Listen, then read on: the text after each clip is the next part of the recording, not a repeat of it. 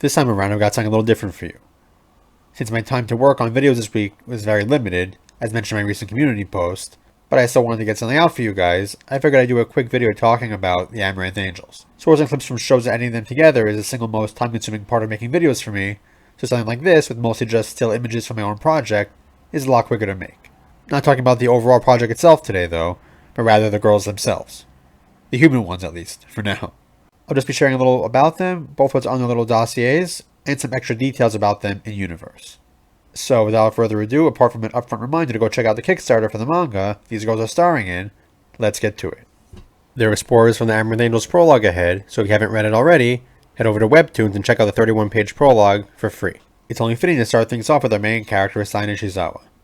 She's probably the character in whom you'll see the most Girls Und Panzer influence out of everyone here, since there are some parallels between her and Miho Shizumi. Though not the name choice, but I'll say that for another time. Though things may play out somewhat differently here, as do many of the character dynamics. Sai is from a family with a long history of being ace pilots, and depending on how deep you want to go, potentially very far considering when the story takes place. But again, another time for that. She inherited the family skill, and therefore she was able to get into a premier starfighter performance squadron, which is usually comprised of college-age girls, at just 16, with her older sister, Kurenai, her squadron commander. And when I say performance squadrons, think something like the Blue Angels, the story is called Amaranth Angels after all, mixed with the type of competition we see in Girls Und Panzer with Senshiro, except with starfighters in space.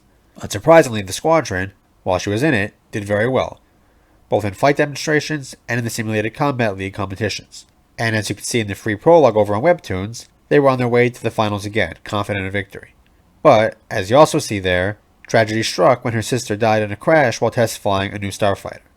As I'm sure you might expect, this traumatic event led to Saya wanting to never fly again, and to get away from any painful reminder of her past. So, like Miho and Girls Und Panzer, Saya immediately picks up and moves, transferring schools. Though Saya goes just a bit further, moving off-Earth entirely to a deep space station.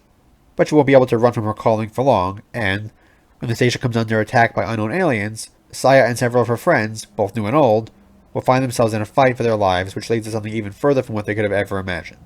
Overall though, Saya is a rather even-keeled girl and makes friends easily, though she's not particularly outgoing. And of course at the start of the story she's understandably down, and also trying to adapt to a new place, so it'll take a little while for her to come out of her shell. Next up, we have Botan Shinohara. I wouldn't call her the big sister of the group, as that's not really her role, but she is the oldest by several years, since she'd been close in age with Saya's older sister. She was very close with Kurenai and also good friends with Saya, which further fueled her anger with Saya upon her departure. Botan had lost not just her best friend and commander, but another good friend at the same time, leaving her to take over the squadron herself, something she was not ready for. So there will be some sparks flying when they run into each other again. Unlike Saya and Kurenai though, Botan wasn't from a noteworthy background, at least in universe.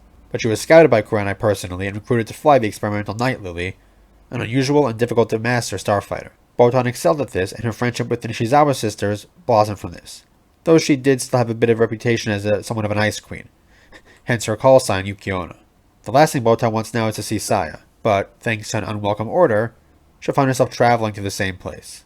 While more open than she once was, Botan is still a fairly closed-off person though.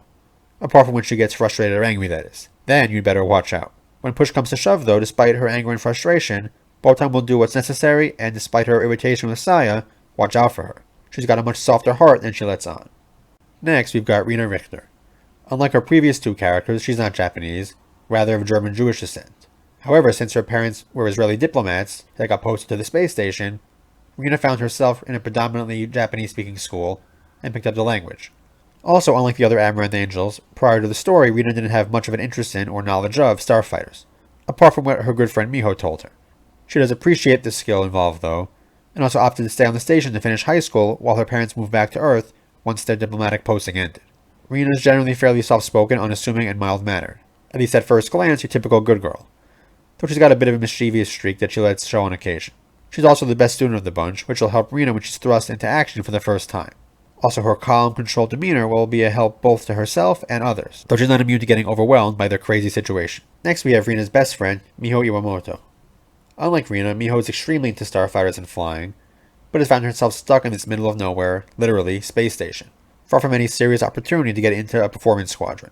She spends tons of time in simulators, though, on a single-minded mission to get herself into a performance squadron, specifically the Amaranth Angels, by any means necessary. She's got skill and even more confidence, perhaps too much, and getting increasingly antsy as she's running out of time to achieve her dream. So for her, in a way, the adventure the group finds themselves on is, in a twisted way, a dream come true. In another contrast to her friend Rina, Miho is very excitable, aggressive, hot-tempered, forward, and loud. She doesn't hesitate to act or speak her mind, which can get herself in trouble sometimes. She also kind of gets really excited when she's finally flying a real starfighter. Not going to explain the precise meaning of the call sign she'll eventually get here, but let's just say it's well chosen. And, last but not least, we have Ayame Hansen, the youngest of the group. As is likely clear from her last name, Ayame is not fully Japanese. She's got an American father and a Japanese mother, both astrophysicists, which is what led to her being out in space. While she's also really smart and curious about how things work, she hasn't exactly followed in her parents' footsteps. Ayame's thing is tech, starfighters in particular. Ayame idolizes starfighter pilots and knows a ton about their operation and mechanics, more so than probably most active pilots. However, Ayame is also a relatively shy and quiet girl, at least until she gets started talking about something she loves, like starfighters, hence the call sign she'll receive. So this shyness, plus a general lack of self-confidence, never led to her seriously pursuing flying, or even to spend more than a little time in simulators aboard the station. She's better than she thinks though, and this, plus her ability to quickly assess and analyze information, will make her extremely helpful to her friends when things get serious. In the next Amaranth Angels video, whenever exactly that ends up being, I'll go a little bit more into the out-of-universe stuff, such as what's behind the names I chose for the girls, the last names in particular. I'll give you a hint though, there is a common thread, though it might not be immediately obvious. Apart from that, just make sure to check out the Kickstarter page for more info about Amaranth Angels, and to get your chance to back it. If, like me, you love anime like Girls Und Panzer, High School Fleet, Magnificent Kotobuki, or any other military moe thing really, you're going to love this too. That's all for now, so until next time.